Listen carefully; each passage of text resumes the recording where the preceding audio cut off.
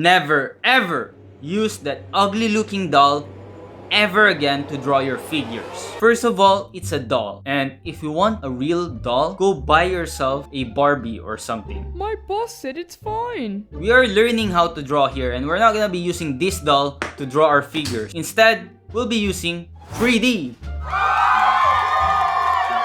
Anyway guys, my name is RJ, and in this channel, I share some art, drawing, and animation tips that I learned from professional artists. So, let's just get right into it. First and foremost, I never use this doll because I think it's stiff and very blocky, and it doesn't really help me in drawing my figures. If you ever used this doll before, that's cool, but instead of pretending to draw while playing with dolls, let's actually draw some figures and use 3D models instead. And yes, we will be working with Clip Studio Paint. And while I am not really sponsored on this video, I'd like that. So, Clip Studio Paint, you know what to do. But RJ, I'm not using Clip Studio Paint. I'm using Photoshop. Well, you have two options. Either you replace your more expensive software and join the cool gang who uses CSP, or wait till I show you an alternative program for 3D models later on this video. Anyway, step 1. Open Clip Studio Paint and go to Window, go to Material, and go to Body Type. And here, you will have default body types of your typical male and female characters. Drag your 3D model in your canvas and voila!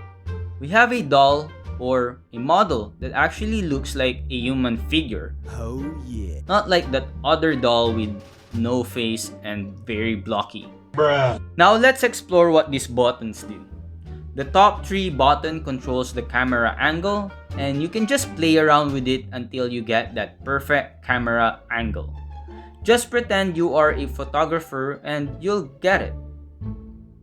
The next buttons here in the top are actually controls for the character, and again, you can just play around with these buttons if you want to move, rotate, or scale your model into different angles. When you summon these dolls on the canvas, they will have their own layer. So if you want to proceed to draw, you need to make sure you have another layer on top of it, alright? Now let's explore these buttons at the bottom. Okay, if we click this wrench over here, we will have this box, and the first thing I do is to uncheck the light source because right now, I'm not even focused on rendering. And many of you here are requesting some coloring tutorials, so I'll say this once and for all. I hate coloring my drawings because I suck at it. I just hope someday that I will find someone who will not only color my life, but my drawings as well. That's the dream. Now, this is the cool part over here, is the body shape, because we can create different body types and not just a basic looking dude or girl. You can play around however you want it and even click some specific areas of the body you want to adjust for your model. For now, I'm just playing around and basically using this model for my character design that I'll be using for Ethan Becker's class. And if you want to save your body type for future use, you can register the material as a body type.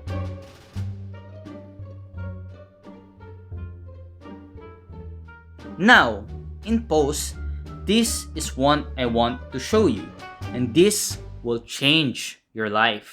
But first, let's take some reference shots. You can spend hours and hours looking for that perfect pose on Pinterest, or you can simply wear your tight outfit and shoot yourself. Yeah, shoot yourself with the camera. Alternatively, you can simply go to Pinterest and look for your pose for hours, and boom. Once you get that pose, save it and click this wonderful button and select that photo. Boom! Right? I bet that's the coolest thing you've ever seen today. But first, we need to adjust it because it didn't really capture my cool kick, but it's close enough. We can do this by clicking at each body part and playing around with the controls.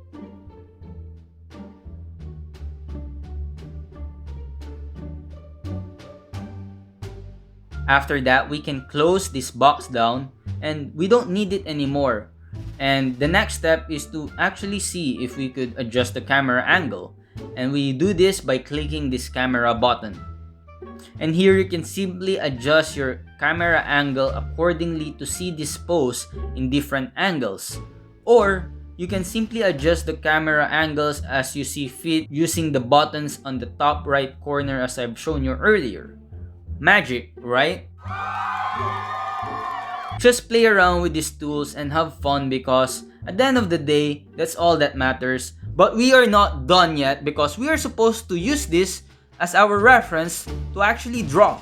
So that's the next step. But wait, I didn't forget you guys who are using Photoshop or other software or even the traditional method. So the next best thing I could show you is this website by Figurosity, which I used in some of my drawing studies before.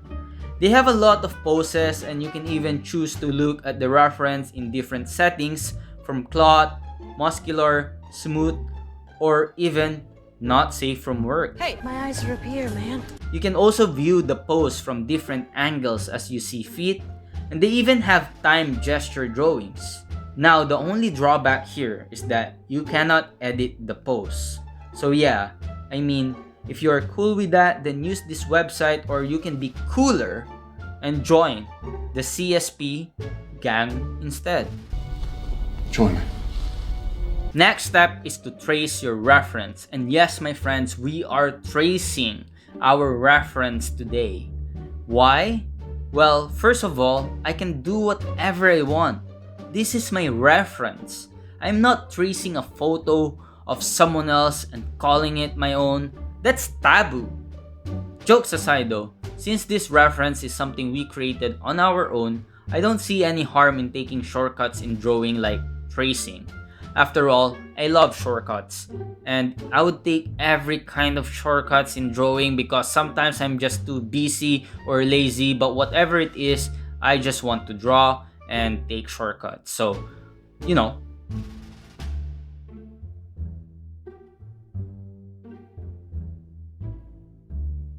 At the end of the day though, what I'm doing here is not just tracing. It's also called a breakdown, which I learned from Ethan Becker, because I'm also trying to understand how to draw this pose so that I could put it in my visual library. Now, your visual library is probably one of the most important places in the world for you as an artist. The more information we have in our visual library, the easier for us to draw from imagination. Because after all, there's no such thing as drawing from imagination. It's all drawing from memory. And you can only draw from memory if you have actually put that memory inside your visual library. Yeah, that's a bit confusing. So now that we finished the drawing of this wonderful human figure kicking and basically the female version of me trying to go to bed, we can now add some clothes.